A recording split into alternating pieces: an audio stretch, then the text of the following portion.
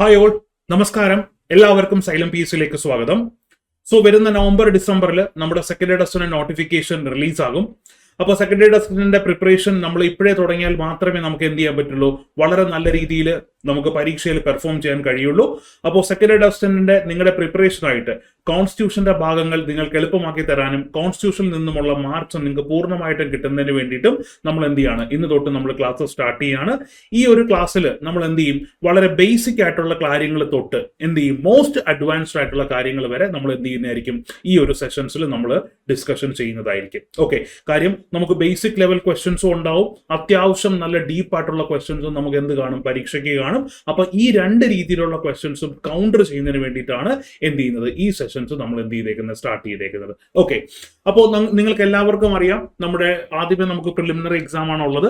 ആ പ്രിലിമിനറിക്ക് കോൺസ്റ്റിറ്റ്യൂഷൻ എന്ന് പറയുന്ന കാറ്റഗറിയിൽ നിന്നും 5 മാർക്കാണ് നമുക്ക് ടോട്ടലി ഉള്ളത്. നമ്മൾ സിലബസ് നോക്കുമ്പോഴത്തേനും ആ സിലബസ് എന്താണ്, വളരെ കുഞ്ഞൻ സിലബസ് ആണ്. സിലബസ് കുഞ്ഞനാണെങ്കിലും എന്താണ്, നമുക്ക് ഒരുപാട് കാര്യങ്ങൾ നമുക്ക് പഠിക്കാനായിട്ടുണ്ട്. ആ കാര്യങ്ങളെല്ലാം നമുക്ക് എന്ത് ചെയ്യാം, അടുക്കും ചിട്ടയോടെ നമുക്ക് എന്ത് ചെയ്യാം, നമുക്ക് പഠിക്കാം. ഓക്കെ, അപ്പോൾ അതിലെ ഒരു ടോപ്പിക് ആയിട്ടുള്ള constitutional institutions and their functions, അല്ലെങ്കിൽ ഭരണഘടനാ സ്ഥാപനങ്ങളും അവയുടെ ചുമതലകളും എന്ന് പറഞ്ഞ ടോപ്പിക്കാണ് നമ്മൾ എന്ത് ചെയ്യാൻ പോണേ, ഇന്നിവിടെ നമ്മൾ ഡിസ്കഷൻ സ്റ്റാർട്ട് ചെയ്യാനായിട്ട് പോകുന്നത്. കാര്യം ഒരു ക്വസ്റ്റ്യൻ ഡെഫിനറ്റ് ആയിട്ടും ആ ഒരു ടോപ്പിക്കിൽ നിന്ന് വരും.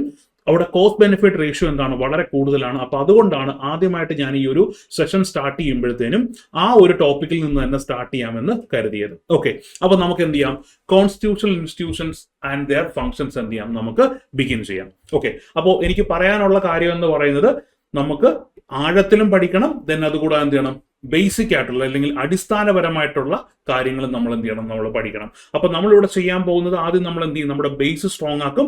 അങ്ങനെ നമ്മൾ എന്ത് ചെയ്യും, മെല്ലെ മെല്ലെ മെല്ലെ മെല്ലെ നമ്മൾ എന്ത് ചെയ്യും, അഡ്വാൻസ്ഡ് ആയിട്ടുള്ള ലെവലിലേക്ക് നമ്മൾ എന്ത് ചെയ്യും, നമ്മുടെ ഡിസ്കഷൻ നമ്മൾ കൊണ്ടുപോകും. ഓക്കെ, അപ്പൊ എല്ലാവരും റെഡി അല്ലേ? അപ്പൊ നമുക്ക് തുടങ്ങാം. ഓക്കെ, അപ്പോൾ ഏറ്റവും ബേസിക് ആയിട്ടുള്ള കാര്യം നമുക്ക് എന്ത് ചെയ്യാം, ഫസ്റ്റ് ഒന്ന് നമുക്ക് മനസ്സിലാക്കാം. ഇൻസ്റ്റിറ്റ്യൂഷൻസിനെ നമുക്ക് എന്ത് ചെയ്യാൻ പറ്റും, അല്ലെങ്കിൽ ഇൻസ്റ്റിറ്റ്യൂഷൻസ് അല്ലെങ്കിൽ കമ്മീഷൻസിനെ നമുക്ക് ബേസിക്കലി നമുക്ക് എന്ത് ചെയ്യാൻ പറ്റും, രണ്ടായിട്ട് നമുക്ക് എന്ത് ചെയ്യാൻ പറ്റും, ക്ലാസിഫൈ ചെയ്യാൻ പറ്റും. ഓക്കെ, എങ്ങനെയാണ് ഇവ രൂപീകരിക്കപ്പെട്ടത് എന്നതിനെ അടിസ്ഥാനപ്പെടുത്തിയിട്ട് കമ്മീഷൻസ് അല്ലെന്നുണ്ടെങ്കിൽ ഇൻസ്റ്റിറ്റ്യൂഷൻസിനെ നമുക്ക് എന്ത് ചെയ്യാൻ പറ്റും, രണ്ടായിട്ട് നമുക്ക് എന്ത് ചെയ്യാൻ പറ്റും, ക്ലാസിഫൈ ചെയ്യാനായിട്ട് നമുക്ക് പറ്റും. ഏതൊക്കെയാണ് ആ ക്ലാസിഫിക്കേഷൻ ചോദിച്ചു കഴിഞ്ഞാൽ, ഒന്ന് കോൺസ്റ്റിറ്റ്യൂഷണൽ ഇൻസ്റ്റിറ്റ്യൂഷൻ, അല്ലെങ്കിൽ മലയാളത്തിൽ നമ്മൾ എന്ത് പറയും, ഭരണഘടനാ സ്ഥാപനങ്ങൾ എന്ന് നമ്മൾ പറയും. ദെൻ രണ്ടാമത്തെ കാറ്റഗറൈസേഷൻ ആണ് നോൺ കോൺസ്റ്റിറ്റ്യൂഷണൽ ഇൻസ്റ്റിറ്റ്യൂഷൻ, അല്ലെന്നുണ്ടെങ്കിൽ ഭരണഘടന ഇതര സ്ഥാപനങ്ങൾ എന്ന് നമ്മൾ പറയും. ഓക്കെ, അപ്പൊ ഞാൻ പറഞ്ഞ പോയിന്റ് ഇത്രയേ ഉള്ളൂ. എങ്ങനെയാണ് ഒരു സ്ഥാപനം രൂപീകരിക്കപ്പെട്ടത്, അല്ലെന്നുണ്ടെങ്കിൽ എങ്ങനെയാണ് ഒരു ഇൻസ്റ്റിറ്റ്യൂഷൻ ഫോം ചെയ്തത് അല്ലെങ്കിൽ ക്രിയേറ്റ് ചെയ്തത്, അതിന്റെ അടിസ്ഥാനത്തിൽ ഇൻസ്റ്റിറ്റ്യൂഷൻസിനെ നമുക്ക് എന്ത് ചെയ്യാൻ പറ്റും, രണ്ടായിട്ട് ക്ലാസിഫൈ ചെയ്യാൻ പറ്റുമെന്ന് പറഞ്ഞു. ഒന്നാണ് കോൺസ്റ്റിറ്റ്യൂഷണൽ ഇൻസ്റ്റിറ്റ്യൂഷൻ അല്ലെങ്കിൽ ഭരണഘടനാ സ്ഥാപനം എന്ന് നമ്മൾ പറയും. രണ്ടാണ് നോൺ കോൺസ്റ്റിറ്റ്യൂഷണൽ ഇൻസ്റ്റിറ്റ്യൂഷൻ അല്ലെങ്കിൽ ഭരണഘടന ഇതര സ്ഥാപനങ്ങൾ എന്ന് നമ്മൾ പറയും. ഈ പോയിന്റ് ക്ലിയർ അല്ലേ? വളരെ ബേസിക് ആയിട്ടുള്ള കാര്യമാണ്. ഈ പോയിന്റ് നിങ്ങൾക്ക് കറക്റ്റ് ആയിട്ട് കിട്ടിക്കാണും എന്ന് ഞാൻ വിശ്വസിക്കുന്നു. അപ്പൊ നമുക്ക് എന്ത് ചെയ്യാം, എന്താണ് ഈ കോൺസ്റ്റിറ്റ്യൂഷണൽ ഇൻസ്റ്റിറ്റ്യൂഷൻ അല്ലെങ്കിൽ എന്താണ് നോൺ കോൺസ്റ്റിറ്റ്യൂഷണൽ ഇൻസ്റ്റിറ്റ്യൂഷൻ എന്നുള്ള കാര്യം നമുക്ക് എന്ത് ചെയ്യാം, ഒന്ന് നോക്കാം. ഓക്കെ, നോക്കിക്കേ, എന്താണ് ഭരണഘടനാ സ്ഥാപനം അല്ലെന്നുണ്ടെങ്കിൽ എന്താണ് കോൺസ്റ്റിറ്റ്യൂഷണൽ ഇൻസ്റ്റിറ്റ്യൂഷൻ എന്ന് ചോദിച്ചു കഴിഞ്ഞാൽ, നമ്മുടെ ഭരണഘടനയിൽ അല്ലെങ്കിൽ നമ്മുടെ കോൺസ്റ്റിറ്റ്യൂഷനിൽ പ്രതിപാദിച്ചിട്ടുള്ള അല്ലെങ്കിൽ കോൺസ്റ്റിറ്റ്യൂഷനിൽ പരാമർശിച്ചിട്ടുള്ള ബോഡീസിനെയാണ് അല്ലെങ്കിൽ ഇൻസ്റ്റിറ്റ്യൂഷൻസിനെയാണ് നമ്മൾ എന്ത് പറയുന്നത്, കോൺസ്റ്റിറ്റ്യൂഷണൽ ഇൻസ്റ്റിറ്റ്യൂഷൻ എന്ന് നമ്മൾ പറയുന്നത്. ഫോർ എക്സാമ്പിൾ, നമ്മൾ ഇലക്ഷൻ കമ്മീഷൻ എടുത്തു കഴിഞ്ഞാൽ ഇലക്ഷൻ കമ്മീഷനെ കുറിച്ച് അവിടെ പറയുന്നുണ്ട്, ആർട്ടിക്കിൾ 324 എന്ത് ചെയ്യുന്നുണ്ട്, ഇലക്ഷൻ കമ്മീഷനെ കുറിച്ച് പറയുന്നുണ്ട് അല്ലെ. ഇപ്പോ നമ്മുടെ national commission for SC and ST അല്ലെ, national commission for SC ST കുറിച്ച് ആർട്ടിക്കിൾ 338 338A പറയുന്നുണ്ട് അല്ലെ. അപ്പൊ ഇത്തരത്തിലുള്ള ഓർഗനൈസേഷൻസിനെ കുറിച്ച് എവിടെ പരാമർശമുണ്ട്, ഭരണഘടനയിൽ പരാമർശമുണ്ട്. അപ്പൊ ഭരണഘടനയിൽ ആർട്ടിക്കിളിലൂടെ പരാമർശിക്കുന്ന ബോഡികളെയാണ് അല്ലെങ്കിൽ ഇൻസ്റ്റിറ്റ്യൂഷൻസിനെയാണ് നമ്മൾ എന്ത് പറയുന്നത്, കോൺസ്റ്റിറ്റ്യൂഷണൽ ഇൻസ്റ്റിറ്റ്യൂഷൻസ് അല്ലെന്നുണ്ടെങ്കിൽ ഭരണഘടനാ സ്ഥാപനങ്ങൾ എന്ന് നമ്മൾ പറയുന്നത്. ഓക്കെ ആണല്ലോ? അപ്പൊ നിങ്ങളോട് ഇനി ആരെങ്കിലും ചോദിക്കുവാണ്, എന്താണ് ഈ ഭരണഘടനാ സ്ഥാപനം അല്ലെങ്കിൽ എന്താണ് കോൺസ്റ്റിറ്റ്യൂഷണൽ ഇൻസ്റ്റിറ്റ്യൂഷൻ ചോദിച്ചാൽ സിമ്പിൾ ആയിട്ട് നിങ്ങൾ പറഞ്ഞു കൊടുക്കും, എന്താണ്, ഭരണഘടനയിൽ അല്ലെങ്കിൽ കോൺസ്റ്റിറ്റ്യൂഷനിൽ പ്രതിപാദിച്ചിട്ടുള്ള അല്ലെങ്കിൽ പറഞ്ഞിട്ടുള്ള ആർട്ടിക്കിൾസിനെയാണ് നമ്മൾ എന്ത് പറയുന്നത്, കോൺസ്റ്റിറ്റ്യൂഷണൽ ഇൻസ്റ്റിറ്റ്യൂഷൻ എന്ന് നമ്മൾ പറയുന്നത്. ഓക്കെ അല്ലേ? ആ പോയിന്റ് കിട്ടിയല്ലോ. ഓക്കെ, ഇനി നമ്മൾ അടുത്തയായിട്ട് നോക്കുന്നു എങ്ങനെയാണ് നമുക്കൊരു ഭരണഘടനാ സ്ഥാപനം അല്ലെന്നുണ്ടെങ്കിൽ ഒരു കോൺസ്റ്റിറ്റ്യൂഷണൽ ഇൻസ്റ്റിറ്റ്യൂഷൻ എങ്ങനെയാണ് രൂപീകരിക്കുന്നതെന്ന് ചോദിച്ചു കഴിഞ്ഞാൽ എങ്ങനെയാണ് ഭരണഘടനാ ഭേദഗതിയിലൂടെ മാത്രമേ നമുക്ക് എന്ത് ചെയ്യാൻ പറ്റത്തുള്ളൂ, ഒരു ഭരണഘടനാ സ്ഥാപനം നമുക്ക് രൂപീകരിക്കാനായിട്ട് നമുക്ക് സാധിക്കത്തുള്ളൂ. ഇനി ഇതുപോലെ ഒരു ഭരണഘടനാ സ്ഥാപനം നമുക്ക് എന്ത് ചെയ്യണം, നിർത്തലാക്കണം എന്നുണ്ടെങ്കിൽ അതും എന്താണ്, ഭരണഘടനാ ഭേദഗതിയിലൂടെ മാത്രമേ നമുക്ക് സാധിക്കത്തുള്ളൂ. ഓക്കെ, അപ്പൊ ഞാൻ പറഞ്ഞ കാര്യങ്ങൾ ഇത്രയാണ്. നമ്മുടെ ഭരണഘടനയിലെ പരാമർശമുള്ള സ്ഥാപനങ്ങളെയാണ് നമ്മൾ എന്ത് പറയുന്നത്, ഭരണഘടനാ സ്ഥാപനങ്ങൾ എന്ന് നമ്മൾ പറയുന്നത്. ഭരണഘടനാ സ്ഥാപനം നമ്മൾ എങ്ങനെയാണ് രൂപീകരിക്കുന്നത് ചോദിച്ചു കഴിഞ്ഞാൽ എങ്ങനെയാണ്, നമ്മൾ ഭരണഘടന അമെന്റ്മെന്റ്സ് അല്ലെങ്കിൽ കോൺസ്റ്റിറ്റ്യൂഷണൽ അമെന്റ്മെന്റ്സ് അല്ലെങ്കിൽ ഭരണഘടനാ ഭേദഗതിയിലൂടെ മാത്രമേ നമുക്ക് എന്ത് ചെയ്യാൻ പറ്റത്തുള്ളൂ, ഒരു ഭരണഘടനാ സ്ഥാപനം നിർമ്മിക്കാനും അല്ലെങ്കിൽ രൂപീകരിക്കാനും അല്ലെങ്കിൽ എന്താണ് നിർത്തലാക്കാനും നമുക്ക് കഴിയത്തുള്ളൂ. കാര്യം അതിന് നമുക്ക് എന്താണ് റീസെന്റ് ആയിട്ടുള്ള എക്സാമ്പിൾ നമുക്ക് പറയാനായിട്ട് പറ്റും. നിങ്ങൾ എല്ലാവരും 102ാമത്തെ അമെന്റ്മെന്റിനെ കുറിച്ച് നിങ്ങൾ എന്ത് ചെയ്തിട്ടുണ്ടായിരിക്കും, കേട്ടിട്ടുണ്ടായിരിക്കും അല്ലെ. National commission for backward classes എന്ന് പറയും.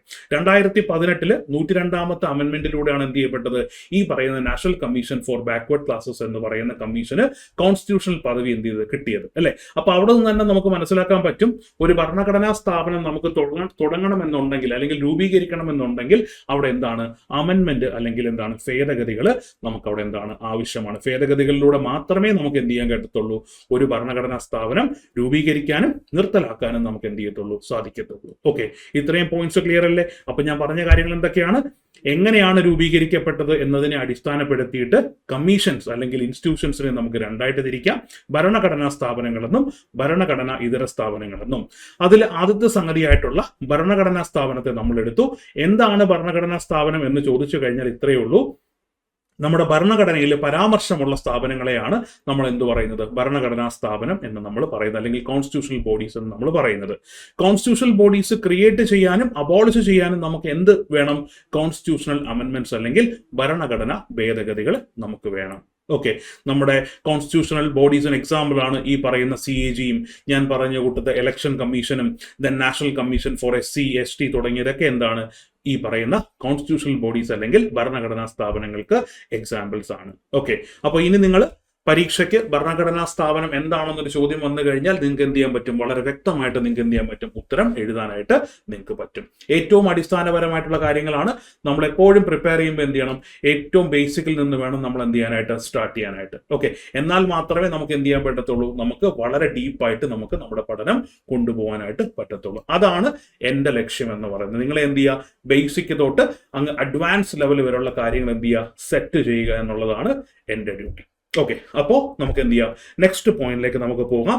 നമ്മൾ എന്താണ് കോൺസ്റ്റിറ്റ്യൂഷണൽ ഇൻസ്റ്റിറ്റ്യൂഷൻ എന്ന് നമ്മൾ മനസ്സിലാക്കി. അടുത്തയായിട്ട് നമ്മൾ നോക്കുന്നു എന്താണ് നോൺ കോൺസ്റ്റിറ്റ്യൂഷണൽ ഇൻസ്റ്റിറ്റ്യൂഷൻ എന്ന് നമ്മൾ നോക്കുന്നു. എന്താണ് നോൺ കോൺസ്റ്റിറ്റ്യൂഷണൽ ഇൻസ്റ്റിറ്റ്യൂഷൻ?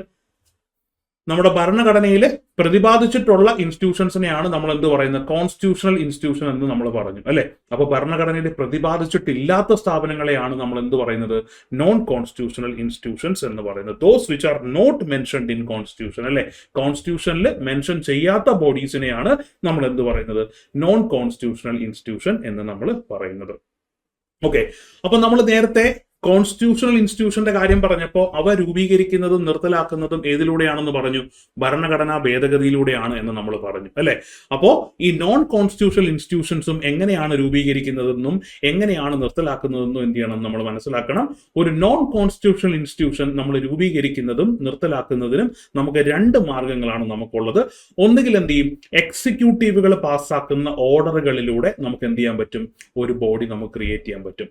അല്ലെങ്കിൽ എന്താണ്, പാർലമെന്റോ അല്ലെന്നുണ്ടെങ്കിൽ എന്താണ്, നമ്മുടെ സ്റ്റേറ്റ് ലെജിസ്ലേച്ചറോ പാസ്സാക്കുന്ന ഒരു ആക്ടിലൂടെയും നമുക്ക് എന്ത് ചെയ്യാൻ പറ്റും, ഇൻസ്റ്റിറ്റ്യൂഷൻസ് നമുക്ക് ക്രിയേറ്റ് ചെയ്യാനും അബോളിഷ് ചെയ്യാനും പറ്റും. അങ്ങനെ ഈ എക്സിക്യൂട്ടീവ് ഓർഡറുകളിലൂടെയോ അല്ലെങ്കിൽ പാർലമെന്റ് പാസ്സാക്കുന്നയോ അല്ലെങ്കിൽ സ്റ്റേറ്റ് ലെജിസ്ലേച്ചർ പാസ്സാക്കുന്നയോ നിയമങ്ങളിലൂടെ ക്രിയേറ്റ് ചെയ്യുകയും അബോളിഷ് ചെയ്യുകയും ചെയ്യുന്ന ബോഡീസ് ആണ് ആക്ച്വലി എന്തെന്ന് പറയുന്നത്, നോൺ കോൺസ്റ്റിറ്റ്യൂഷണൽ ബോഡീസ് എന്ന് പറയുന്നത്. ഓക്കെ അല്ലേ. അപ്പൊ നോൺ കോൺസ്റ്റിറ്റ്യൂഷണൽ ബോഡീസ് എന്താണ്, നമ്മുടെ ഭരണഘടന അല്ലെങ്കിൽ നമ്മുടെ കോൺസ്റ്റിറ്റ്യൂഷനിൽ പറഞ്ഞിട്ടില്ലാത്ത അല്ലെങ്കിൽ മെൻഷൻഡ് അല്ലാത്ത ബോഡീസിനെയാണ് നമ്മൾ എന്ത് പറയുന്നത്, നോൺ കോൺസ്റ്റിറ്റ്യൂഷണൽ ബോഡീസ് എന്ന് നമ്മൾ പറയുന്നത്. ഇനി ഈ നോൺ കോൺസ്റ്റിറ്റ്യൂഷണൽ ബോഡീസ് എങ്ങനെയാണ് നമ്മൾ ക്രിയേറ്റ് ചെയ്യുന്നത്, അല്ലെങ്കിൽ എങ്ങനെയാണ് നമ്മൾ അബോളിഷ് ചെയ്യുന്നതെന്ന് ചോദിച്ചു കഴിഞ്ഞാൽ എങ്ങനെയാണ് ഈ പറയുന്ന എക്സിക്യൂട്ടീവ് ഓർഡറുകളിലൂടെയോ അല്ലെങ്കിൽ എന്താണ് പാർലമെന്റ് പാസ്സാക്കുന്ന അല്ലെങ്കിൽ സ്റ്റേറ്റ് ലെജിസ്ലേച്ചർ പാസ്സാക്കുന്ന നിയമങ്ങളിലൂടെയോ ആണ് നമ്മൾ എന്ത് ചെയ്യുന്നത്, നോൺ കോൺസ്റ്റിറ്റ്യൂഷണൽ ബോഡീസ് നമ്മൾ ക്രിയേറ്റ് ചെയ്യുകയും ദെൻ എന്താണ് നിർത്തലാക്കുകയും നമ്മൾ ചെയ്യുന്നത്. ഫോർ എക്സാമ്പിൾ, നമുക്കറിയാം വിവരാവകാശ നിയമം എന്ന് പറഞ്ഞ നിയമം വന്നപ്പോഴാണ് നമുക്ക് എന്ത് വന്നത്, ഈ പറയുന്ന ഇൻഫർമേഷൻ കമ്മീഷൻ എന്ന് പറയുന്ന ഒരു സ്ഥാപനം നമ്മൾ കേൾക്കാനിടയായത്, അല്ലെ? കാര്യം വിവരാവകാശ നിയമം എന്ന് പറഞ്ഞ ആക്ട് എന്തിനെ കുറിച്ച് പറയുന്നുണ്ട്, ഈ പറയുന്ന ഇൻഫർമേഷൻ കമ്മീഷന്റെ രൂപീകരണത്തെ കുറിച്ച് പറയുന്നുണ്ട്, അല്ലെ? അപ്പോൾ വിവരാവകാശ കമ്മീഷൻ എന്ന് പറയുന്നത് എന്താണ്, ഇതുപോലെ ഒരു സ്റ്റാറ്റ്യൂട്ടിലൂടെ അല്ലെങ്കിൽ എന്താണ് ഒരു ലോയിലൂടെ അല്ലെങ്കിൽ ഒരു ആക്ടിലൂടെ വന്ന ഒരു സ്ഥാപനമാണ് വിവരാവകാശ കമ്മീഷൻ എന്ന് പറയുന്നത്. സോ വിവരാവകാശ കമ്മീഷൻ എന്താണ്, ഒരു നോൺ കോൺസ്റ്റിറ്റ്യൂഷണൽ ഇൻസ്റ്റിറ്റ്യൂഷൻ എക്സാമ്പിൾ ആണ് എന്ന് നമുക്ക് എന്ത് ചെയ്യാൻ പറ്റും, പറയാനായിട്ട് നമുക്ക് പറ്റും. ഓക്കെ, ഇനി നിങ്ങൾ നിതി ആയോഗിനെ കുറിച്ച് നിങ്ങൾ കേട്ടിട്ടുണ്ട്, അല്ലേ? അപ്പൊ നിതി ആയോഗിനെ കുറിച്ച് നിങ്ങൾ ഭരണഘടനയിൽ എവിടെയെങ്കിലും നോക്കിയാൽ നിങ്ങൾക്ക് എന്തിനെ കാണാൻ പറ്റത്തില്ല, നിതി ആയോഗിനെ കുറിച്ചുള്ള കാര്യങ്ങൾ നിങ്ങൾക്ക് കാണാനായിട്ട് പറ്റത്തില്ല. ഇനി നിതി ആയോഗുമായിട്ട് ബന്ധപ്പെട്ട് എന്തെങ്കിലും ആക്ടോ കാര്യങ്ങളോ ഉണ്ടോ എന്ന് ചോദിച്ചാൽ എന്താണ്, അങ്ങനെ ഒരു ആക്ടോ കാര്യങ്ങളോ എന്ത് ചെയ്യാൻ പറ്റില്ല, നിങ്ങൾ കാണാനായിട്ട് നിങ്ങൾക്ക് പറ്റില്ല. കാര്യം എന്താണ്, നിതി ആയോഗ് എന്ന് പറയുന്നത് എന്താണ്, ഒരു എക്സിക്യൂട്ടീവ് ഡിസിഷനിലൂടെ ക്രിയേറ്റ് ചെയ്യപ്പെട്ട ബോഡിയാണ്. ഓക്കെ, അപ്പൊ അതും എന്ത് തന്നെയാണ്, ഈ പറയുന്ന നോൺ കോൺസ്റ്റിറ്റ്യൂഷണൽ ബോഡി തന്നെയാണ്. ഓക്കെ, ഈ പറയുന്ന നമ്മുടെ വിവരാവകാശ കമ്മീഷൻ ആയാലും ദെൻ പ്ലാനിംഗ് കമ്മീഷൻ ആയാലും അതെല്ലാം എന്താണ്, നോൺ കോൺസ്റ്റിറ്റ്യൂഷണൽ ബോഡീസ് ആണ്. പക്ഷെ ഇവിടെ നമ്മൾ നോക്കിക്കേ, വിവരാവകാശ നിയമത്തിന് എന്തുണ്ട്, ഒരു നിയമത്തിലൂടെയാണ് വിവരാവകാശ കമ്മീഷൻ നിലവിൽ വന്നത്, അല്ലെ? എന്നാൽ ഒരു എക്സിക്യൂട്ടീവ് ഓർഡറിലൂടെയാണ് എന്ത് ചെയ്തേക്കുന്നത്, പ്ലാനിംഗ് കമ്മീഷൻ വന്നത്. അപ്പോൾ നമുക്ക് എന്ത് ചെയ്യാൻ പറ്റും, ഈ പറയുന്ന നോൺ കോൺസ്റ്റിറ്റ്യൂഷണൽ ഇൻസ്റ്റിറ്റ്യൂഷൻസിനെ നമുക്ക് എന്ത് ചെയ്യാൻ പറ്റും, ഫർദർ ആയിട്ട് പിന്നെയും നമുക്ക് എന്ത് ചെയ്യാൻ പറ്റും, ക്ലാസിഫൈ ചെയ്യാനായിട്ട് നമുക്ക് പറ്റും. കാര്യം രണ്ടും രണ്ട് രീതിയിലാണ് എന്ത് ചെയ്തേക്കുന്നത്, ഫോം ചെയ്തേക്കുന്നത്. ഒന്നെന്താണ് ഒരു എക്സിക്യൂട്ടീവ് ഓർഡറിലൂടെയും ഒന്നെന്താണ് ഈ പറയുന്ന ആക്ടിലൂടെയുമാണ് രൂപീകരിക്കപ്പെട്ടിരിക്കുന്നത്. അപ്പൊ അതുകൊണ്ട് നമുക്ക് എന്ത് ചെയ്യാൻ പറ്റും, ഈ പറയുന്ന ഭരണഘടനാ ഇതര സ്ഥാപനങ്ങൾ അല്ലെങ്കിൽ നോൺ കോൺസ്റ്റിറ്റ്യൂഷണൽ ഇൻസ്റ്റിറ്റ്യൂഷൻസിനെ ഫർദർ ആയിട്ട് നമുക്ക് ക്ലാസിഫൈ ചെയ്യാൻ പറ്റും. എന്തൊക്കെയാണെന്ന് പറഞ്ഞിട്ട് എക്സിക്യൂട്ടീവ് ബോഡീസ് എന്ന പേരിലും സ്റ്റാറ്റ്യൂട്ടറി ബോഡീസ് എന്ന പേരിലും നമുക്ക് എന്ത് ചെയ്യാൻ പറ്റും, ഫർദർ ആയിട്ട് ക്ലാസിഫൈ ചെയ്യാൻ പറ്റും. ഇപ്പൊ നോക്കിക്കേ, നമ്മൾ വിവരാവകാശ കമ്മീഷൻ എടുക്കുകയാണെന്നുണ്ടെങ്കിൽ അതെന്താണ്, വിവരാവകാശ നിയമത്തിലാണ് അതിന്റെ രൂപീകരണത്തെ കുറിച്ച് പറയുന്നത്, അല്ലെ? വിവരാവകാശ നിയമം പാസ്സാക്കിയതാരാണ്, ഇന്ത്യൻ പാർലമെന്റ് ആണ്, അല്ലെ? അപ്പോ പാർലമെന്റോ സംസ്ഥാന നിയമസഭകളോ പാസ്സാക്കുന്ന നിയമങ്ങളിലൂടെ ക്രിയേറ്റ് ചെയ്യപ്പെടുന്ന ബോഡീസ് ആണ് എന്തെന്ന് പറയുന്നത്, സ്റ്റാറ്റ്യൂട്ടറി ബോഡീസ് എന്ന് നമ്മൾ പറയുന്നത്. ആക്ച്വലി സ്റ്റാറ്റ്യൂട്ടറി ബോഡീസ് എന്തിന് എക്സാമ്പിൾ തന്നെയാണ്, ഒരു നോൺ കോൺസ്റ്റിറ്റ്യൂഷണൽ ബോഡീസിന് എക്സാമ്പിൾ തന്നെയാണ്, അല്ലെ? ഭരണഘടനയിൽ പറഞ്ഞിട്ടില്ലാത്ത എല്ലാ സ്ഥാപനങ്ങളെയും നമുക്ക് എന്ത് പറയാൻ പറ്റും, നോൺ കോൺസ്റ്റിറ്റ്യൂഷണൽ ബോഡീസ് എന്ന് നമുക്ക് പറയാൻ പറ്റും. ആ നോൺ കോൺസ്റ്റിറ്റ്യൂഷണൽ ബോഡീസിൽ അവ രൂപീകരിക്കപ്പെടുന്നത് എന്താണ്, ഒരു നിയമത്തിലൂടെയാണ് അല്ലെങ്കിൽ ഒരു ആക്ടിലൂടെയാണെന്നുണ്ടെങ്കിൽ അത്തരത്തിലുള്ള ബോഡീസിനെയാണ് നമ്മൾ എന്ത് പറയുന്നത്, സ്റ്റാറ്റ്യൂട്ടറി ബോഡീസ് എന്ന് നമ്മൾ പറയുന്നത്. ഫോർ എക്സാമ്പിൾ, നമ്മൾ ഇത്രയും നേരം പറഞ്ഞുകൊണ്ടിരുന്ന വിവരാവകാശ കമ്മീഷനും മനുഷ്യാവകാശ കമ്മീഷനും ഒക്കെ എന്തിന് എക്സാമ്പിൾ ആണ്, ഈ പറയുന്ന സ്റ്റാറ്റ്യൂട്ടറി ബോഡീസിന് എക്സാമ്പിൾ ആണ്. ഓക്കെ, ദെൻ നമ്മൾ പ്ലാനിംഗ് കമ്മീഷനിലേക്കും നിതി ആയോഗിലേക്കും വരുമ്പോൾ അവിടെ നമുക്ക് എന്താണ്, ആക്ടുകൾ കാണാൻ പറ്റത്തില്ല. അതുകൂടാതെ എന്താണ്, നമുക്ക് ആർട്ടിക്കിളോ കാര്യങ്ങളോ ഒന്നും എന്ത് ചെയ്യാൻ പറ്റത്തില്ല, നമുക്ക് കാണാനായിട്ട് പറ്റത്തില്ല, അല്ലെ? അപ്പൊ അത്തരത്തിലുള്ള ബോഡീസിനെയാണ് നമ്മൾ എന്ത് പറയുന്നത്, എക്സിക്യൂട്ടീവ് ബോഡീസ് എന്ന് നമ്മൾ പറയുന്നത്. ഓക്കെ, അപ്പൊ കാര്യങ്ങൾ ഏകദേശം ഒന്ന് പിടികിട്ടിയല്ലോ. അപ്പൊ എന്തൊക്കെയാണ് നമ്മൾ പറഞ്ഞത്, എങ്ങനെയാണ് രൂപീകരിക്കപ്പെട്ടത് എന്നതിനെ അടിസ്ഥാനപ്പെടുത്തി നമുക്ക് എന്ത് ചെയ്യാൻ പറ്റും, ഇൻസ്റ്റിറ്റ്യൂഷൻസിനെ നമുക്ക് രണ്ടായിട്ട് നമുക്ക് തരംതിരിക്കാൻ പറ്റും. എന്തൊക്കെയാണ്, കോൺസ്റ്റിറ്റ്യൂഷണൽ ഇൻസ്റ്റിറ്റ്യൂഷൻസ് എന്നും നോൺ കോൺസ്റ്റിറ്റ്യൂഷണൽ ഇൻസ്റ്റിറ്റ്യൂഷൻസ് എന്നും നമുക്ക് ഡിവൈഡ് ചെയ്യാനായിട്ട് പറ്റും, അല്ലെ? ഭരണഘടനയിൽ പ്രതിപാദിച്ചിട്ടുള്ള ബോഡീസ് ആണ് കോൺസ്റ്റിറ്റ്യൂഷണൽ ഇൻസ്റ്റിറ്റ്യൂഷൻ. അവ രൂപീകരിക്കുന്നത് ഭരണഘടനാ ഭേദഗതിയിലൂടെയാണ്. പിന്നെ നമ്മൾ പറഞ്ഞു നോൺ കോൺസ്റ്റിറ്റ്യൂഷണൽ ഇൻസ്റ്റിറ്റ്യൂഷൻസിനെ കുറിച്ച് പറഞ്ഞു. എന്താണ്, ഭരണഘടനയിൽ പ്രതിപാദിക്കാത്ത അല്ലെങ്കിൽ ഭരണഘടനയിൽ മെൻഷൻഡ് അല്ലാത്ത ബോഡീസിനെയാണ് നമ്മൾ എന്ത് പറയുന്നത്, നോൺ കോൺസ്റ്റിറ്റ്യൂഷണൽ ഇൻസ്റ്റിറ്റ്യൂഷൻസ് എന്ന് നമ്മൾ പറയുന്നത്. ഈ നോൺ കോൺസ്റ്റിറ്റ്യൂഷണൽ ഇൻസ്റ്റിറ്റ്യൂഷൻസ് നമുക്ക് എയ്തർ എന്താണ് എക്സിക്യൂട്ടീവ് ഓർഡർ വഴിയോ അല്ലെന്നുണ്ടെങ്കിൽ എന്താണ് പാർലമെന്റോ സ്റ്റേറ്റ് ലെജിസ്ലേച്ചറോ പാസ്സാക്കുന്ന ഒരു ആക്ടിലൂടെയോ നമുക്ക് എന്ത് ചെയ്യാൻ പറ്റും, രൂപീകരിക്കാനായിട്ട് നമുക്ക് സാധിക്കും. ഇനി പാർലമെന്റ് പാസ്സാക്കുന്ന ഒരു ആക്ട് അല്ലെന്നുണ്ടെങ്കിൽ സ്റ്റേറ്റ് ലെജിസ്ലേച്ചർ പാസ്സാക്കുന്ന ഒരു ആക്ടിലൂടെയാണ് ഈ പറയുന്ന ബോഡി ക്രിയേറ്റ് ചെയ്യപ്പെടുന്നുണ്ടെങ്കിൽ അത്തരത്തിലുള്ള ബോഡീസിനെ നമ്മൾ എന്ത് പറയും, സ്റ്റാറ്റ്യൂട്ടറി ബോഡീസ് എന്ന് നമ്മൾ പറയും. എന്നാൽ ഒരു എക്സിക്യൂട്ടീവ് ഓർഡറിലൂടെയാണ് ക്രിയേറ്റ് ചെയ്യപ്പെടുന്നുണ്ടെങ്കിൽ അതിനെ നമ്മൾ എന്ത് പറയും, എക്സിക്യൂട്ടീവ് ബോഡീസ് എന്ന് നമ്മൾ പറയും. എക്സിക്യൂട്ടീവ് ബോഡീസിന് എക്സാമ്പിൾ ആണ് ഏതൊക്കെയെന്ന് പറയുന്നത്, നമ്മുടെ പ്ലാനിംഗ് കമ്മീഷനും ദെൻ അതുകൂടാതെ നീതി ആയോഗൊക്കെ എന്താണ് എക്സിക്യൂട്ടീവ് ബോഡീസിന് എക്സാമ്പിൾ ആണ്. ദെൻ സ്റ്റാറ്റ്യൂട്ടറി ബോഡീസിന് എക്സാമ്പിൾ ആണ് ആണ് ഈ പറയുന്ന ഏതൊക്കെ നമ്മുടെ നാഷണൽ ഹ്യൂമൻ റൈറ്റ്സ് കമ്മീഷനും ഇൻഫർമേഷൻ കമ്മീഷനും ഒക്കെ എന്താണ് സ്റ്റാറ്റ്യൂട്ടറി ബോഡീസിന് എക്സാമ്പിൾ ആണ്. ഓക്കെ, അപ്പൊ ജസ്റ്റ് ഒരു ഇൻട്രൊഡക്ഷൻ ആണ്. എന്താണ് ഇൻസ്റ്റിറ്റ്യൂഷൻസ് എന്ന് നിങ്ങൾക്ക് എന്ത് കിട്ടിക്കാണും? ഇപ്പൊ ക്ലിയർ ആയിട്ടുള്ളൊരു ഐഡിയ കിട്ടിക്കാണും. ഇതില് നമ്മുടെ പ്രിലിംസിൽ നമ്മുടെ കോൺസ്റ്റിറ്റ്യൂഷനിൽ നമുക്ക് എന്ത് മാത്രം പഠിച്ചാൽ മതി? ഡിഫറെന്റ് ആയിട്ടുള്ള കോൺസ്റ്റിറ്റ്യൂഷണൽ ഇൻസ്റ്റിറ്റ്യൂഷൻസും അവയുടെ ഫംഗ്ഷൻസും ആണ് നമുക്ക് എന്ത് ചെയ്യാനുള്ളത്? നമുക്ക് പ്രിലിംസിൽ നമുക്ക് എന്ത് ചെയ്യാനുള്ളത്? പഠിക്കാനുള്ളത്. ഓക്കെ, അപ്പൊ നമുക്ക് എന്ത് ചെയ്യാം? നമുക്ക് ജസ്റ്റ് എന്ത് ചെയ്യാം? നമുക്കൊന്ന് തുടങ്ങി വെക്കാം. ഓക്കെ, അപ്പൊ ഞാൻ നിങ്ങൾക്ക് എന്ത് ചെയ്യാം? ചെറിയൊരു ടിപ്പ് ഞാൻ നിങ്ങൾക്ക് തരാം. അപ്പൊ നമുക്ക് ചിലർക്കൊക്കെ എന്തായിരിക്കും ഏറ്റവും കൂടുതൽ ബുദ്ധിമുട്ടുള്ള കാര്യമായിരിക്കും ഈ പറയുന്ന കോൺസ്റ്റിറ്റ്യൂഷണൽ ഇൻസ്റ്റിറ്റ്യൂഷൻസിന്റെ ആർട്ടിക്കിൾസ് ബൈഹാർട്ട് ചെയ്യാനും ദെൻ അവയുമായിട്ട് ബന്ധപ്പെട്ടിട്ടുള്ള കാര്യങ്ങൾ ഓർത്തു വെക്കാനും ബുദ്ധിമുട്ടായിരിക്കും. അങ്ങനെ ബുദ്ധിമുട്ടിനുള്ള കാരണം എന്താ പറയുക? നമ്മൾ പ്രോപ്പറായിട്ട് ഒരു അടുക്കും ചുട്ടയില്ലാതെ പഠിക്കുന്നതുകൊണ്ടാണ് നമുക്ക് ആ ഒരു ബുദ്ധിമുട്ട് വരുന്നത്. ഓക്കെ, നിങ്ങൾക്ക് ഇനി അങ്ങോട്ട് ക്ലാസ്സുകൾ അങ്ങോട്ട് പോകുമ്പോൾ മനസ്സിലാവും ഈ ഒരു പർട്ടിക്കുലർ ഓർഡറിലാണ് അല്ലെങ്കിൽ ഈ ഒരു രീതിയിൽ വേണം നമ്മൾ എന്ത് ചെയ്യാനായിട്ട് ഡേറ്റാസ് ഒക്കെ നമ്മൾ ക്രമപ്പെടുത്തി വെക്കാനുള്ളതെന്ന് നിങ്ങൾക്ക് എന്ത് ചെയ്യും? ബോധ്യപ്പെടും. ഓക്കെ, ഞാൻ ഈ പറയുന്ന രീതിയിൽ നിങ്ങളുടെ ഉള്ളിലേക്ക് ഈ ഓരോ കണ്ടന്റും അല്ലെങ്കിൽ ഓരോ ഫാക്റ്റുകളും നിങ്ങൾ അടുക്കി പറക്കി വെച്ചു കഴിഞ്ഞാൽ ഏത് സമയത്തും നിങ്ങൾക്ക് എന്ത് ചെയ്യാൻ പറ്റും? അത് നിങ്ങൾക്ക് റിക്കളക്ട് ചെയ്യാനും ഒരു അനലിറ്റിക്കൽ രീതിയിലുള്ള ക്വസ്റ്റ്യൻ വന്നാലും അല്ലെങ്കിൽ എന്താണ് ബേസിക് ആയിട്ടുള്ള ക്വസ്റ്റ്യൻ വന്നാലും നിങ്ങൾക്ക് എന്ത് ചെയ്യാൻ പറ്റും? 100% നിങ്ങൾക്ക് എന്ത് ചെയ്യാൻ പറ്റും? ആക്യുറസിയോടെ നിങ്ങൾക്ക് ആൻസർ ചെയ്യാനായിട്ട് പറ്റും. ഓക്കെ, അപ്പോൾ ഇൻസ്റ്റിറ്റ്യൂഷൻസ് എന്താണ് എന്നുള്ള കാര്യം എല്ലാവർക്കും വളരെ വ്യക്തമായിട്ട് മനസ്സിലായി. അപ്പോൾ ഇൻസ്റ്റിറ്റ്യൂഷൻസിന്റെ ബേസിക് കാര്യങ്ങളുമായിട്ട് ബന്ധപ്പെട്ട ഒരു ക്വസ്റ്റ്യൻ വന്നു കഴിഞ്ഞാൽ നിങ്ങൾക്ക് എല്ലാവർക്കും ആൻസർ ചെയ്യാനുള്ള കപ്പാസിറ്റി ഇപ്പം ആയി എന്നുണ്ടെങ്കിൽ എന്ത് ചെയ്യുക? ജസ്റ്റ് നിങ്ങൾ കമന്റ് ഇടുക. ഓക്കെ, അപ്പൊ നമുക്ക് എന്ത് ചെയ്യാം? നമ്മുടെ ആദ്യത്തെ ഭരണഘടനാ സ്ഥാപനമായിട്ടുള്ള CAG അല്ലെങ്കിൽ എന്ത് ചെയ്യാം? കൺട്രോളർ ആൻഡ് ഓഡിറ്റർ ജനറൽ നമുക്ക് എന്ത് ചെയ്യാം? ജസ്റ്റ് ഒന്ന് നമുക്ക് തുടങ്ങി വെക്കാം. ഓക്കെ, ശരി. ക്ലാസ്സുകൾ ഇഷ്ടപ്പെടുവാണെന്നുണ്ടെങ്കിൽ എന്ത് ചെയ്യുക? നിങ്ങൾ ഇതിന്റെ ഫർദർ ആയിട്ടുള്ള സെഷൻസിന് വേണ്ടിയിട്ട് നിങ്ങൾ എന്ത് ചെയ്യുക? കമന്റ്സും കാര്യങ്ങളും കൊടുക്കുക. ഓക്കെ, അങ്ങനെയാണെങ്കിൽ ഞാൻ എന്ത് ചെയ്യുന്നതായിരിക്കും? ഈ സീരീസ് എന്ത് ചെയ്യുന്നതായിരിക്കും? കണ്ടിന്യൂ ചെയ്യുന്നതായിരിക്കും. ഓക്കെ, നിങ്ങളുടെ കമന്റ്സ് ആണ് എനിക്ക് വാല്യുബിൾ ആയിട്ടുള്ളത്. നിങ്ങൾക്ക് മനസ്സിലാവുന്നുണ്ട്, യൂസ്ഫുൾ ആയിട്ട് തോന്നുന്നുണ്ട്, അങ്ങനെയാണെന്നുണ്ടെങ്കിൽ എന്ത് ചെയ്യുക? കമന്റ്സ് ഇടുക. Okay, fine. അപ്പൊ നമുക്ക് തുടങ്ങാം. അപ്പൊ നമ്മൾ ആദ്യം പഠിക്കാൻ പോകുന്നു CAG അല്ലെന്നുണ്ടെങ്കിൽ controller and auditor general. Okay, അപ്പൊ CAG നമ്മൾ പഠിക്കാൻ പോകുന്നത് എങ്ങനെയാണ്? ഒരു സ്ട്രക്ചേർഡ് ആയിട്ടുള്ള രീതിയിലാണ് നമ്മൾ എന്ത് ചെയ്യാൻ പോണേ? CAG നമ്മൾ പഠിക്കാൻ പോകുന്നത്. ഈ സ്ട്രക്ചേർഡ് ആയിട്ടുള്ള രീതിയിൽ നിങ്ങൾ പഠിച്ചാൽ എപ്പോഴും ഇതെന്തായിരിക്കും? എവർ ലാസ്റ്റിംഗ് ആയിരിക്കും. എപ്പോഴും നിങ്ങൾക്ക് എന്ത് ചെയ്യാൻ പറ്റും? ഒരു തെറ്റും കൂടാതെ ഒരു കൺഫ്യൂഷനും കൂടാതെ നിങ്ങൾക്ക് എന്ത് ചെയ്യാൻ പറ്റും? ആൻസർ ചെയ്യാനായിട്ട് പറ്റും. ഓക്കെ, ആദ്യം നമ്മൾ പഠിക്കുന്നു CAG-യുമായിട്ട് ബന്ധപ്പെട്ട കോൺസ്റ്റിറ്റ്യൂഷണൽ പ്രൊവിഷൻസ് അല്ലെന്നുണ്ടെങ്കിൽ ഭരണഘടനയിൽ CAG-യുമായിട്ട് ബന്ധപ്പെട്ടിട്ട് എന്തൊക്കെ ബേസിക് ആയിട്ടുള്ള കാര്യങ്ങളാണ് പറഞ്ഞിരിക്കുന്നത് എന്നുള്ള കാര്യമാണ് നമ്മൾ നോക്കാനായിട്ട് പോകുന്നത്. ഓക്കെ, അപ്പൊ ഫസ്റ്റ് നമ്മൾ പഠിക്കുന്നു CAG-യുമായിട്ട് ബന്ധപ്പെട്ട് നമുക്ക് ആർട്ടിക്കിൾസ് പഠിക്കാനുണ്ട്. ഏതൊക്കെയാണ് CAG-യുമായിട്ട് ബന്ധപ്പെട്ട ആർട്ടിക്കിൾസ് എന്ന് ചോദിച്ചു കഴിഞ്ഞാൽ ഏതൊക്കെയാണ്? Article 148, article 149, article 150, article 159. ഈ 4 ആർട്ടിക്കിൾസ് ആണ് CAG-യുമായിട്ട് ബന്ധപ്പെട്ട് നമ്മുടെ കോൺസ്റ്റിറ്റ്യൂഷനിൽ പറഞ്ഞിട്ടുള്ളത്. ഓക്കെ, അപ്പൊ CAG-യുമായിട്ട് ബന്ധപ്പെട്ട ആർട്ടിക്കിൾസ് ഏതൊക്കെയാണ്? Article 148, article 149, article 150, article 151. നിങ്ങളുടെ ബുക്കിലോട്ട് എന്ത് ചെയ്യുക? CAG എന്ന് അങ്ങോട്ട് ഹെഡിങ് എഴുതുക. അതിനുശേഷം എന്ത് ചെയ്യുക? കോൺസ്റ്റിറ്റ്യൂഷണൽ പ്രൊവിഷൻസ് എന്ന് സബ് ഹെഡിങ് എഴുതുക. അതിനുശേഷം എന്ത് ചെയ്യുക? CAG-യുമായിട്ട് ബന്ധപ്പെട്ട അനുച്ഛേദങ്ങൾ അല്ലെങ്കിൽ ആർട്ടിക്കിൾസ് ഏതൊക്കെ എന്ത് ചെയ്യുക? 1 by 1 ആയിട്ട് എഴുതുക. ഫസ്റ്റ് ഏതാണ്?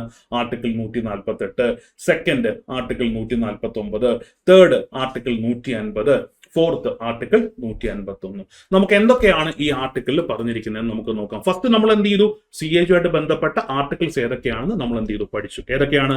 148, 149, 150, 151. ഇത്രയുമാണ് CAG-യുമായിട്ട് ബന്ധപ്പെട്ട ആർട്ടിക്കിൾസ് എന്ന് പറയുന്നത്. ഇനി ഈ ആർട്ടിക്കിൾസിൽ എന്തൊക്കെയാണ് പറയുന്നത് എന്ന് എന്ത് ചെയ്യാം? നമുക്ക് ജസ്റ്റ് നോക്കാം. അപ്പൊ ആർട്ടിക്കിൾ 148 എന്താണ് പറയുന്നതെന്ന് ചോദിച്ചു കഴിഞ്ഞാൽ എന്താണ്?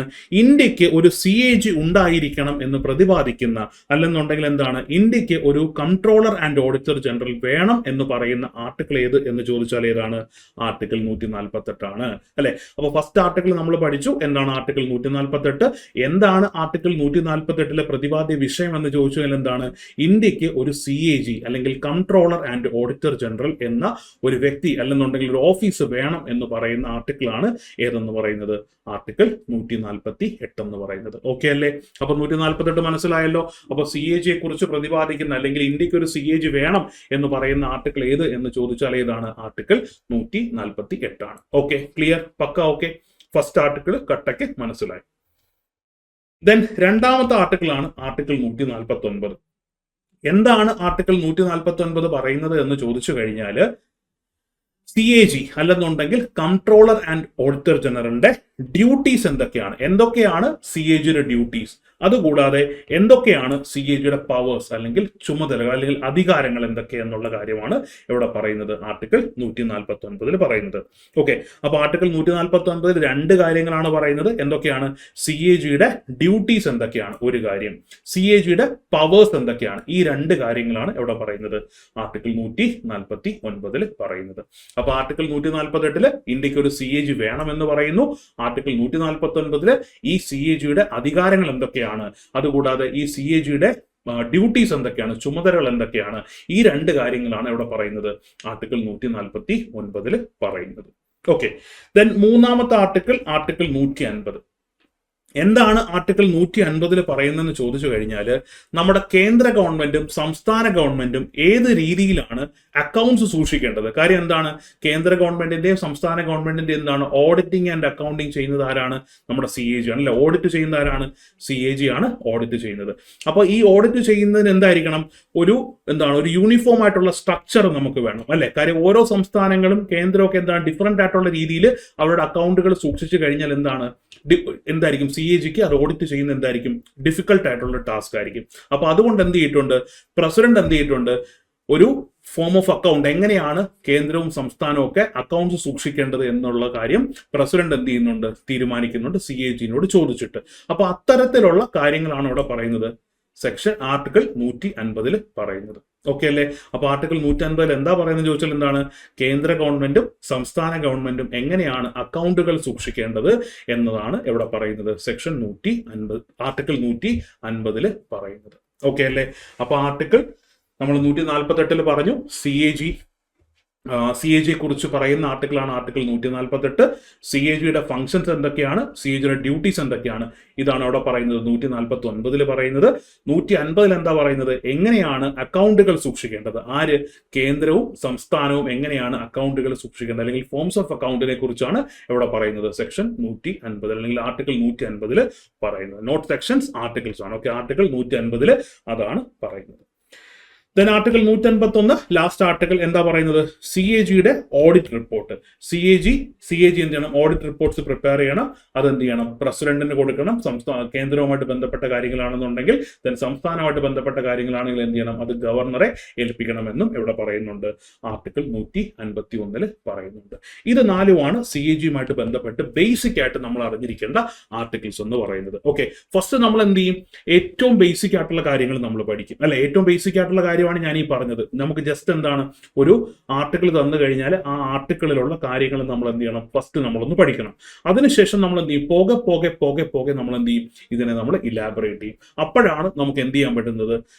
ഫ്രം വെരി ബേസിക് തൊട്ട് അഡ്വാൻസ് ലെവൽ വരെ നമുക്ക് എന്ത് ചെയ്യാൻ പറ്റും? നമ്മുടെ പഠനം നമുക്ക് കൊണ്ടുപോകാനായിട്ട് പറ്റുന്നത്. ഓക്കെ, അപ്പൊ നമ്മൾ CAGയുമായിട്ട് ബന്ധപ്പെട്ട് 4 ആർട്ടിക്കിൾസ് പറഞ്ഞു. Article 148, article 149, article 150, article 151. Article 148 എന്താ പറയുന്നത്? പറഞ്ഞേ. ഇന്ത്യക്ക് ഒരു CAG വേണം എന്ന് പറയുന്നു ആർട്ടിക്കിൾ 148. പഠിച്ചില്ലേ? ഇനി ആർട്ടിക്കിൾ 149 എന്താ പറയുന്നത്? CAGയുടെ ഡ്യൂട്ടീസ് എന്തൊക്കെയാണ്, CAGയുടെ പവേഴ്സ് എന്തൊക്കെയാണ്, ഇത് രണ്ടുമാണ് അവിടെ പറയുന്നത് ആർട്ടിക്കിൾ 149 പറയുന്നത്. ഇനി ആർട്ടിക്കിൾ 150 എന്താ പറയുന്നത് ചോദിച്ചാൽ ഈ പറയുന്ന സെൻട്രൽ ഗവൺമെന്റും സ്റ്റേറ്റ് ഗവൺമെന്റും എങ്ങനെയാണ് അക്കൗണ്ടുകൾ സൂക്ഷിക്കേണ്ടത് എന്നുള്ള കാര്യമാണ് ഇവിടെ പറയുന്നത് ആർട്ടിക്കിൾ 150 പറയുന്നത്. ദെൻ ആർട്ടിക്കിൾ 151 എന്താ പറയുന്നത്? CAGയുടെ ഓഡിറ്റ് റിപ്പോർട്ട്സിനെ കുറിച്ചാണ് ഇവിടെ പറയുന്നത് 151 പറയുന്നത്. ഓക്കെ, ക്ലിയർ അല്ലേ? പക്കായിട്ട് മനസ്സിലായ കാര്യങ്ങൾ. ഇങ്ങനെ എന്ത് ചെയ്യണം? ഇങ്ങനെ വേണം നിങ്ങൾ എന്ത് ചെയ്യാനായിട്ട്, പഠിക്കാനായിട്ട്. അപ്പൊ നമ്മളൊരു ഭരണഘടനാ സ്ഥാപനം എടുക്കുമ്പോൾ ആദ്യം നമ്മൾ എന്ത് ചെയ്യും? അതുമായിട്ട് ബന്ധപ്പെട്ടൊരു ആർട്ടിക്കിൾസ് എടുത്ത് നമ്മൾ വെക്കും. അതിനുശേഷം ആ ആർട്ടിക്കിൾസിൽ പറഞ്ഞിരിക്കുന്ന ബേസിക് ആയിട്ടുള്ള കാര്യങ്ങൾ നമ്മൾ പഠിക്കും. അതിനുശേഷം എന്ത് ചെയ്യുന്നു? പോകെ നമ്മൾ എന്ത് ചെയ്യുന്നു? ഒരു സ്ട്രക്ചർ ആയിട്ടുള്ള രീതിയിൽ നമ്മൾ എന്ത് ചെയ്യും? ഈ പറയുന്ന കമ്മീഷനെ കുറിച്ചും ദെൻ അതിന്റെ ഫംഗ്ഷൻസ് നമ്മൾ എന്ത് ചെയ്യുന്നതായിരിക്കും? നമ്മൾ ഡിസ്കസ് ചെയ്യുന്നതായിരിക്കും. ഓക്കെ, അപ്പൊ CAGയുമായിട്ട് ബന്ധപ്പെട്ടിട്ടുള്ള ബേസിക് ആയിട്ടുള്ള ആർട്ടിക്കിൾസും അതിന്റെ കണ്ടന്റ്സും നിങ്ങൾക്ക് മനസ്സിലായി കാണും എന്ന് ഞാൻ വിശ്വസിക്കുന്നു. ഓക്കെ അല്ലേ? അപ്പൊ നമുക്ക് എന്ത് ചെയ്യാം? നെക്സ്റ്റ് സെഷനിൽ നമുക്ക് എന്ത് ചെയ്യാം? CAGയുമായിട്ട് ബന്ധപ്പെട്ട ബേസിക് ആയിട്ടുള്ള ഫാക്ട്സ്. ഇപ്പൊ ആരാണ് ആദ്യത്തെ CAG, ഇപ്പോഴത്തെ CAG ആരാണ്, CAG എന്തെങ്കിലും പേരിൽ അറിയപ്പെടുന്നുണ്ടോ എന്നുള്ള കാര്യങ്ങളൊക്കെയാണ് ബേസിക് ഫാക്ടിൽ വരുന്നത്. ആ ബേസിക് ഫാക്ട് കഴിഞ്ഞാൽ പിന്നെ നമ്മൾ എന്ത് ചെയ്യും? CAGയുടെ ക്വാളിഫിക്കേഷൻ എങ്ങനെയാണ്, CAGയുടെ ടേം ആൻഡ് ടെന്യൂർ എങ്ങനെയാണ്, സി എ ജിയുടെ ഡ്യൂട്ടീസ് എന്തൊക്കെയാണ്, സി എ ജിയുടെ ഫംഗ്ഷൻസ് എങ്ങനെയൊക്കെയാണ്, ആ ഫംഗ്ഷൻസിനെ നമുക്ക് എന്ത് ചെയ്യാൻ പറ്റും, ഓഡിറ്റ് ഫംഗ്ഷൻസ് എന്നും അക്കൗണ്ട് ഫംഗ്ഷൻസ് എന്നും അഡ്വൈസറി ഫംഗ്ഷൻസ് എന്നൊക്കെ നമുക്ക് എന്ത് ചെയ്യാൻ പറ്റും, നമുക്ക് ഡിവൈഡ് ചെയ്യാനായിട്ട് പറ്റും. ദെൻ സി എ ജിയുമായിട്ട് ബന്ധപ്പെട്ടിട്ടുള്ള മിസലേനിയസ് കാര്യങ്ങൾ നമ്മൾ ഡിസ്കസ് ചെയ്യും. അത്രയാകുമ്പോൾ എന്ത് ചെയ്യും, സി എ ജി അങ്ങ് കംപ്ലീറ്റ് ആവും. ഏതൊരു കമ്മീഷൻ എടുത്താലും നമ്മൾ എന്ത് ചെയ്യേണ്ടത്, ഇങ്ങനെയാണ് നമ്മൾ എന്ത് ചെയ്യേണ്ടത്, കമ്മീഷൻസിന്റെ കാര്യങ്ങളും കമ്മീഷൻസിന്റെ ഫംഗ്ഷൻസും നമ്മൾ എന്ത് ചെയ്യേണ്ടത്, പഠിക്കേണ്ടത്. ഈ ഒരു രീതിയിൽ പഠിച്ചു കഴിഞ്ഞാൽ നമുക്ക് എന്ത് ചെയ്യാൻ പറ്റും, എങ്ങനെ ക്വസ്റ്റ്യൻ വന്നാലും നമുക്ക് എന്ത് ചെയ്യാൻ പറ്റും, ആൻസർ ചെയ്യാനായിട്ട് പറ്റും. അപ്പോൾ സി എ ജിയുമായിട്ട് ബന്ധപ്പെട്ട ബാക്കി കാര്യങ്ങൾ നമുക്ക് എന്ത് ചെയ്യാം, വരുന്ന സെഷൻസിൽ നമുക്ക് ഡിസ്കസ് ചെയ്യാം. തൽക്കാലം ഞാൻ എന്ത് ചെയ്യാണ്, ഇന്നത്തെ ഈ സെഷൻ ഇവിടെ അവസാനിപ്പിക്കുകയാണ്. അപ്പോൾ നമുക്ക് എന്ത് ചെയ്യാം, ബാക്കി കാര്യങ്ങളുമായിട്ട് നമുക്ക് അടുത്ത ദിവസം കാണാം. അപ്പോൾ ഞാൻ ഇന്നത്തേക്ക് ബൈ പറയാണ്. അപ്പോൾ എല്ലാവർക്കും താങ്ക് യു, ഗുഡ് ബൈ.